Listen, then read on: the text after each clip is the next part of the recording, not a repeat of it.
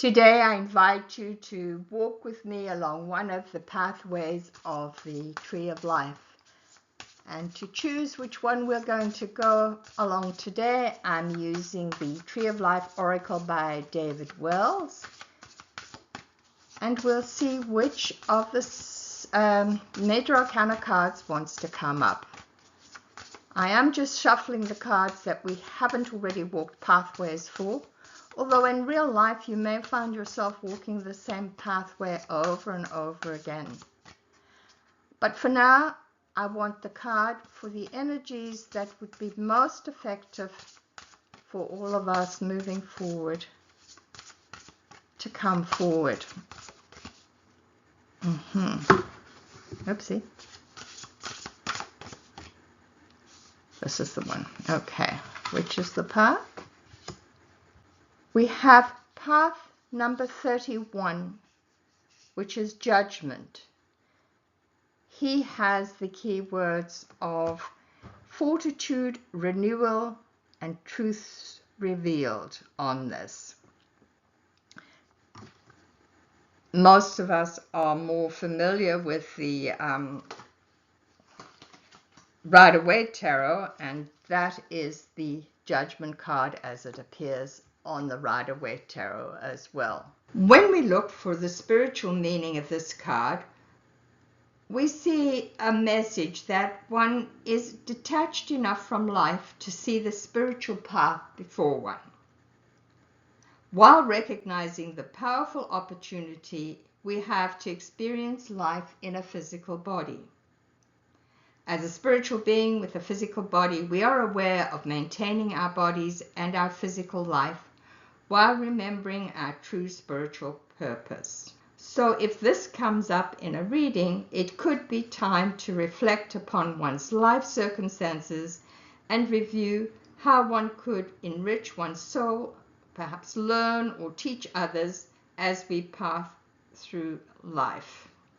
In simple terms, Judgment indicates that we are currently remembering our purpose in life. When we look at the Tree of Life, we can see that path number 31, which is the path of Shin, that Judgment walks, runs between the orange sapphire, called Majesty, Splendor, Submission, and Surrender, to Malchut, which is called the Kingdom and Sovereignty. The culmination of flow through the sapphire from the possible to the actual, the final stage of the creative process. We can understand why Judgment finds its path here. The Hebrew letter Shin, which is what path 31 is called, represents the idea of both a tooth and the element of fire. It speaks toward the human ability to change and be changed by everything in life within us and our environment throughout all of time.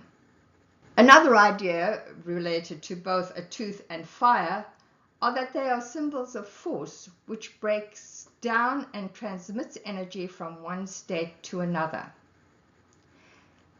So this is a pathway of transformation, the breaking down of something in order to change its form. Judgment's journey through the Tree of Life represents the process of rebirth and renewal, as well as the power of divine intervention in our lives. The path of Judgment teaches us to find renewal during change, to trust in the natural order of the universe, and to have faith in the power of divine intervention in our lives. So, as we always do, let's draw a couple. Where will we put this? We'll put this one over here, and we'll put this one here. Let's draw a couple of minor Arcana cards to put into the two Sephira to see if it can give us some extra information about why we're walking this pathway this month. We've got the general idea, but why are we walking path number 31 this month? What does the path of Shin have for us today? And we want a card for Hod.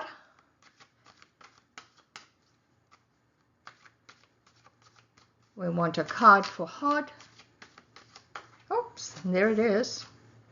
The Page of Cups. And we want a card for Malchut, for the kingdom.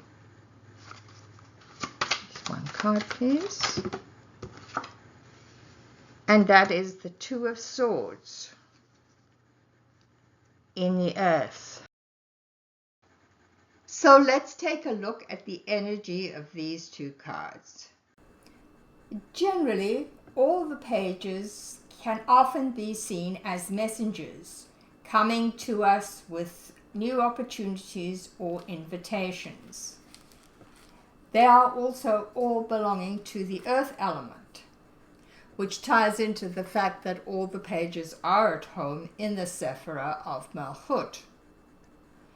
When it comes to the Page of Cups, cups are all about the emotions, so the messages or opportunities that the Page of Cups brings forward often have something to do with our emotions. He has a contained, meditative type of energy as well. So how does that play in to him being in the 8th Sephirah, the Sephirah of Hod? Sephirah 8 is awakening to absolute knowing, the clear, pure intelligence that arises from the quest. The sheer power of formulation of thought, word, art, and actions to be wrought connects our conscious mind with our rational mind. So this is an energy that is playing on the energy of the Page of Cups. Because Hod is also associated with communicating clearly, accurately, and honestly, this could have an influence on the messages that we get from the Page of Cups. All the twos of the minor arcana have the significance of the number 2 of balance, relationships, cooperation, duality, and choice, as well as yin and yang, existence and experience. When it comes to the Two of Swords, of course, being the air element, that has going to have an influence on thinking. Normally, the twos are at home in the 2nd chakra, the grey one at the top of the pillar of mercy. And the Two of Swords at home here is often considered to be a time to tune into the right brain intuition and our unconsciousness,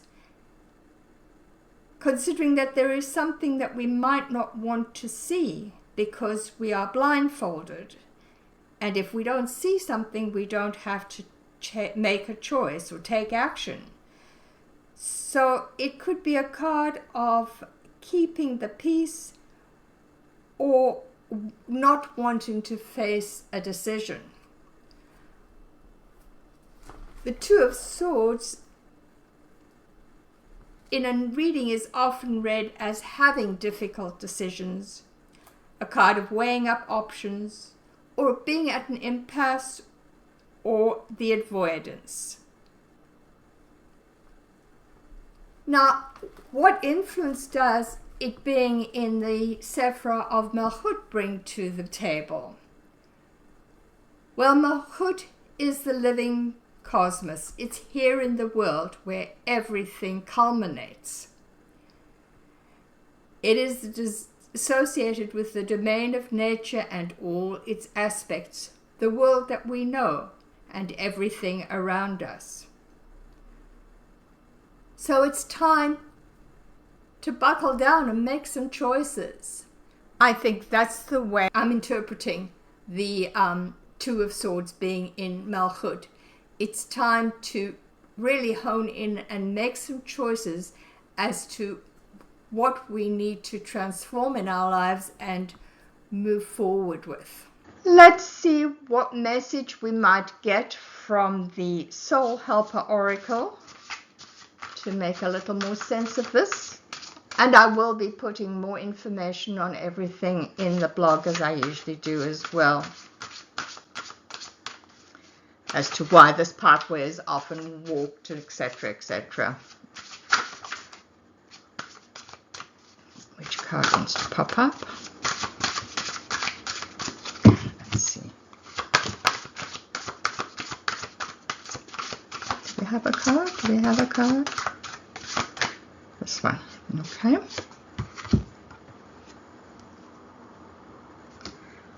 Very interesting. Card number 21.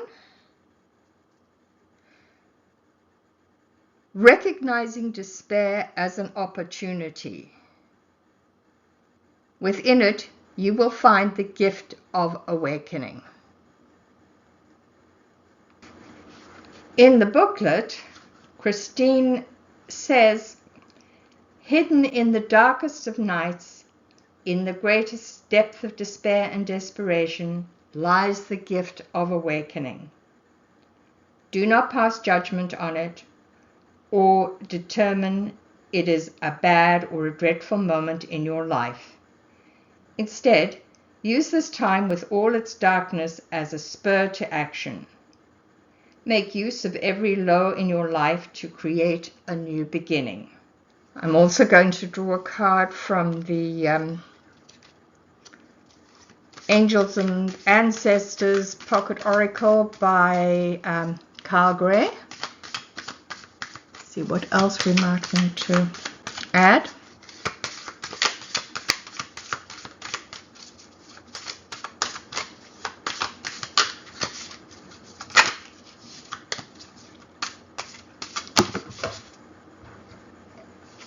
Okay.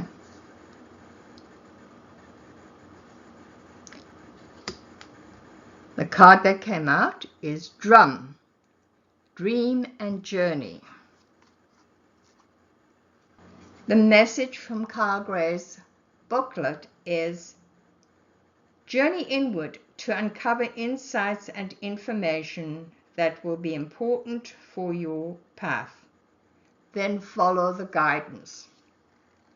It's kind of interesting that the oracle cards are to a certain extent reinforcing the importance for each of us to go within and to open ourselves to what our own path, our own life, our own needs are. Lots of food for thought here, I think. I'm going to spend some time meditating on it to see how this translates into my own life. Enjoy your experience with it. Sending you all lots of love and light and many blessings.